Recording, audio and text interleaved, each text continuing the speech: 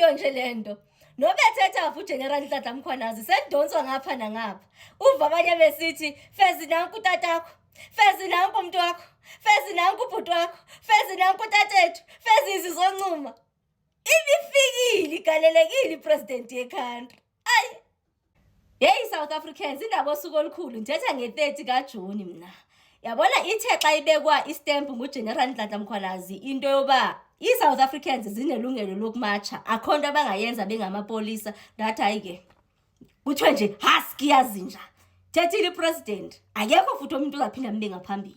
Kukuthi ngaphambili bengike ndadibana nenye ivideo apho ipolisa lase Eastern Cape xa belithatha imemorandum kwezimatshi zethu liye latsho into yoba nabo kudala beyizama lento enokwenza nabantu bokufika nabo babhidwe imbiza ukuvutshwa but nje they are with South Africans. Ndathi yeke nini besike semva mosiba nomam enji kwicala lasemajonini since kwake wakhona into engathi bazodeploy amajoni weza nento ethi hayi amajoni athi nje singafakwa kulonto leyo. Thina singama South Africans, it cannot be that ama South Africans would be against amanye ama South Africans. So thina sithethi language eyi-1. Hayi man yawaza ndithi lamaphixiphici sesiwamamele nawo sengathi ngokatshintsha ulwimi. Kaloku enye into kuya kina kuma elections sesidibene no Gayton Mackenzie nabo sebeyithi thetha uabahambe ngapha ndimakale xa ndibana noFikile Mbalwa ndathi we konje bafethu uFikile Mbalwa ngomnye nje wabantu endikhali into bangathiwa nje xa kuthethwa ngaye kungathiwa ngumXhosa kusike kuthiwe nguFikile Mbax Mbalwa or something nje ingabizwa nje isixhosa nje lafani yakhe nje angasondezwa ncama apha kuthi. But ke naye kukhona apho etsho khona into yoba nabo beyi-ANC sekethetha lando nabo beyi-ANC abathetheli abantu aba-undocumented nani sibathembi ke abo. Kule video apha ndike ndadibana nayo kaGeneral Nhlanhla Mkhwanazi ngaphambili apho wayesitsho khona into yoba kona iyaphazamisa lento yabantu bokufika wayithatha umcimbi nokwenza noba bathathe kubona i-sisters zethu i-brothers zethu asakwazi kusebenza ngoba kunemisebenzi nyana abayithathile okuye yama-South Africans wathatha kumcimbi nokwenza nama-waitress nje into ezingathi zinjalo. Ngapha ke siyalazi elaqembu likhona elaqembu iqembu labantu bokufika vele siyalazi ba elaqembu lolo lama-South Africans liqembu labantu bokufika. Hayi ke lilo ezabe lisithi hayi those are slavery jobs silwalana nama-slavery jobs nani kuukuthi bafethu kunabantu ababephila pha even i-South Africans noba because uthi yena mabafune imisebenzi engathi kubone iya-contributor economically ingengqondo whatever term he wants to use. Elibala into yoba kwalapha emisebenzini abangena matric iphinde ibe yi-challenge abangena incam even nakwi-corporate even kuma-cleaners ka-government abazungena abantu abangena matric. So it means ke ngoba azawubhenela kwezo zinto ezo yena akazibiza ngoba ngama-slavery jobs abe ngapha uGeneral Nhlanhla Mkhwanazi eyazi into yoba la misebenzi liyana kukhona abantu abafunda kunabantu babephila including myself bafethu when I was e-tertiary ndifunda eBloemfontein and that's why I studied i-tertiary yami eBloemfontein ndandisithi xa ndisuke esikolweni ndandikwazi into yoba ndihamba nto yoba yi-waitress but today abantwana bethu abayifumani lo nyweba leyo zi-occupy njengabanye abantu. Kunabantu endibaziyo abazishefu abatshoyo bathi hey bafethu impilo ayisekho ncam even kwiside lo lobushefu because sebe overtakeile abantu bokufika. So omnye umuntu uzafuna into yoba hayi masilwele into ezibhadlile into ezikulu masilwele nama-mine masilwele nama-banks bafethu it is not easy into yoba kulwelwe eze zifunwa izinto. Uve omnye umuntu esithi no iziphaza shop but bafethu iziphaza shop ama-local spaza shop if you knew into yoba benza malini trust you me you wouldn't easily say into yoba hayi we are fighting for izinto eziphethe because billions are made out of ama-tuck shops. For one to come azothetha nje ngongathi hayi into engathangani. Thina bafethu sakhula naself ekhaya kwakuneshop bafethu mina nomntana kwakunevenkile. In fact mandibiza ivenkile kwakunevenkile ekhaya ngoba xa nisithi isiphaza shop okanye tuck shop nizayiva ekhaya kwakunevenkile nomntana evenkile ndikhuliswe ivenkile mna. So zininzi nje ezinye izinto kwabanye abantu abazazibona ingathi azibalulekanga zibe zibalulekile kuma-South Africans.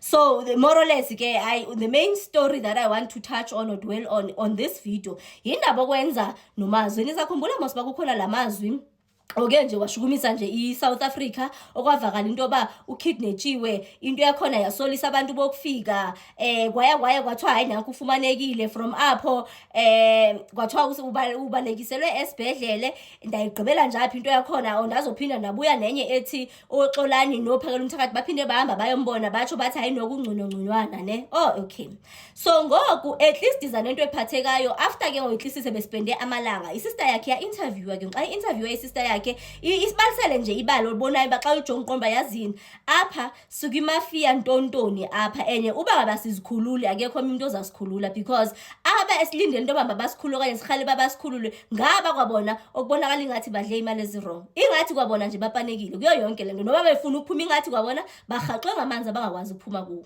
so atsho ke into ba into kamazwi bafethu ngathi unobunzulu siyakhumbula mosiba why after lonto le kwako yaba khona into ethi wayene wavula isiphaza shop sakhe then wafumana certain threats nani hayi man kuvela into ezinja ngoku kwesistory salo sisixa umamela into ba umazwi uza nento ethi he yazi even before months after kubona months before ezawukidnetshwa so months not long after egqiba kuvula isiphaza shop maninzi amapolisa wemane efika pha evenkileni yakhe pha kwi-tech shop yakhe efuna ukwazana ne-previous owners zesasiphaza shop ukubone maninzi nje waba nayo into ethi even nangoku maninzi amapolisa afuna ukwazi nge-whereabouts zikamazi umazi kubonakala ingathi ngoku he's gone into hiding because befuna ukungathi khona nje into noba banexhala loba iwazi into ongamelekanga abe uyayazi andiyazi nje ncamanzi ayibeka kanjani nje but xa umamelela sisi uzayibona ngoba into yakhona inako kwethusa uze umazi abasakwazi kumphilisa endaweni eyi-1 because banexhala loba uzaze abhaqwe into yoba ulapha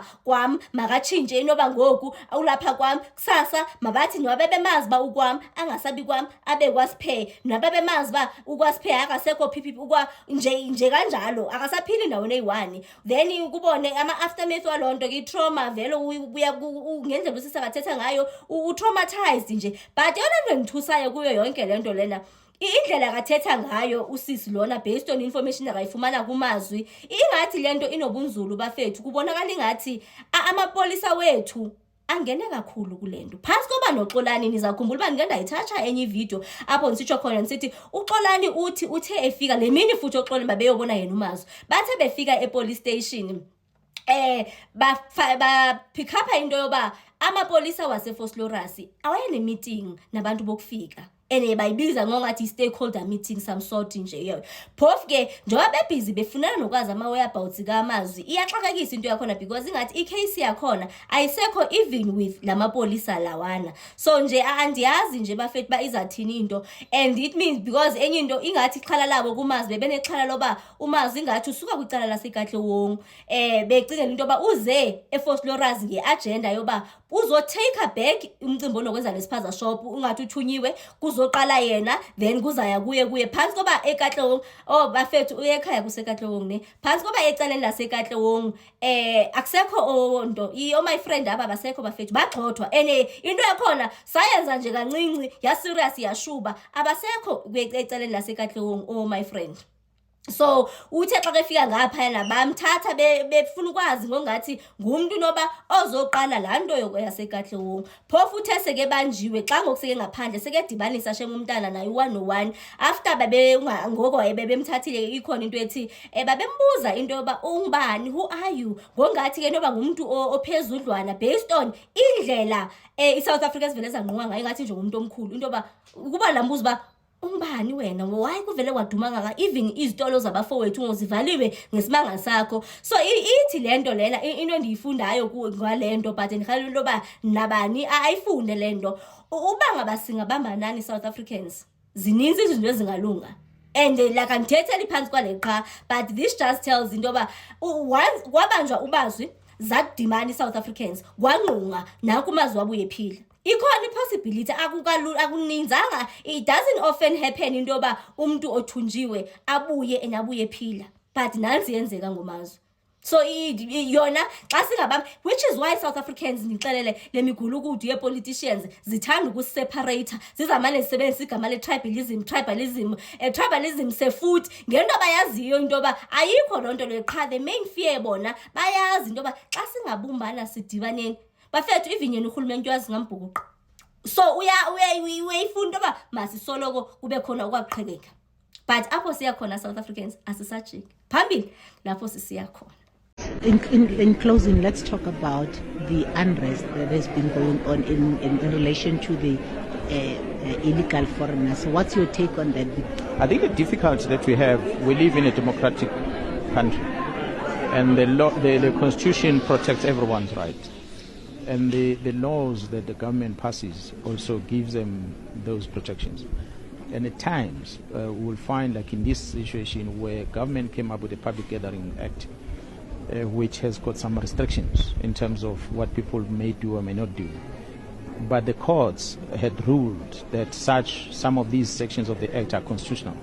So once the court rules that a specific section of the Act is unconstitutional, it therefore demands the lawmakers to review that legislation. Unfortunately, that process sometimes delays.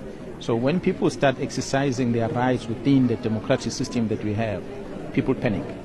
Unfortunately, the police always in the middle. We're always in the center, in the receiving end.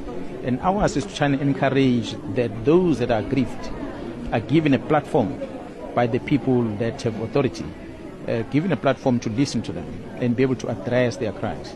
There are many other things that people complain about that are not being attended to. Marches after marches with memorandums been handed over but no feedback given or no action taken.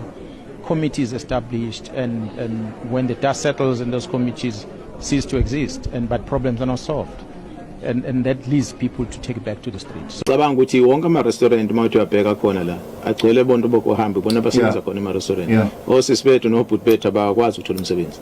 Ebalekile ke umsakazi engiphathe kambi mina ngoba hayi ngoba nakho ngiqhuquzela ukuthi abantu bangazwani behlele ezweni. Kumele abantu bazwane behlele ezweni. Kodwa sesijwayele kakhulu ukukhuluma ngokuthi laba bahleli ngongekho emthethweni South Africa. Nayo inkinga esiba nayo kusamaphoyisa. Mayifika la muntu afika applyele ukuthi ucela anikezwe imvumo ukuhlala eSouth Africa ngoba ubaleke ezweni lakhe elithile ubalekele into ethile ufuna ukubulawa. Ngekhathi applyile uapplyela ku Home Affairs. Abese yalinda. Bese yafika amaphoyisa nomkhwanazi bamfunisa amaphepha athola akawa na amaphepha ngoba Home Affairs akwamphendula. Siyambopha. Mayisifika enkantolo abashushisa bakwazi ukumshushisa. Ngoba ufika lapha namaloya akhe athi nayi proof ukuthi sali no Home Affairs ukuthi asiphendule. Sefuna dedele abuyele emgaqweni. Lihlangane naye iphoyisa limbophe futhi. Ahamba enkantolo athi umshushisi ilo yakhe ithi sali no Home Affairs abuyele emgaqweni. Sinale yonkinga ke inkulu isinayo. Njoba ubabona sibaqoqa nje bemaningi. Ufuna ngelilanga uze namakhamera kubheka uHome Affairs ukuthi anisibonise ninabe begelwa amabhasi behamba ukuthi sibabone ukuthi niyabahambisa ke manje bangaki. And mase yabheka ukuthi kulabo abahanjiswayo bangaka sebeke baphinde babuye futhi. Ngoba manje sinaleyo nkinga ukuthi umngcele lo wethu esakhelene nawo ayikho into evimba umuntu ukuthi angacross. So ungafika umshiye la eyakhona. Ujike ngebhasi ubuye. Uyothi ufika la ikulandela ngemuva ngetekisi. Molweni bahlali. Moyo command. Ngiyanibona niphilile. Nodingamtu. Ongaphilanga. Samnyanga sirayisheni namhlanje. Bahlali. Ndifumene le memorandum eziswe ile team nihamba nayo. Yes. Bazayifumana le mpendulo bayifunayo ngale 7 days bayifuna ngayo. Yes. Nathi sizawusebenzisana ke nabo. Kubantu abalapha ngokungekho mthethweni. Kodwa ke mna bendihleli ndiwenza lo msebenzi.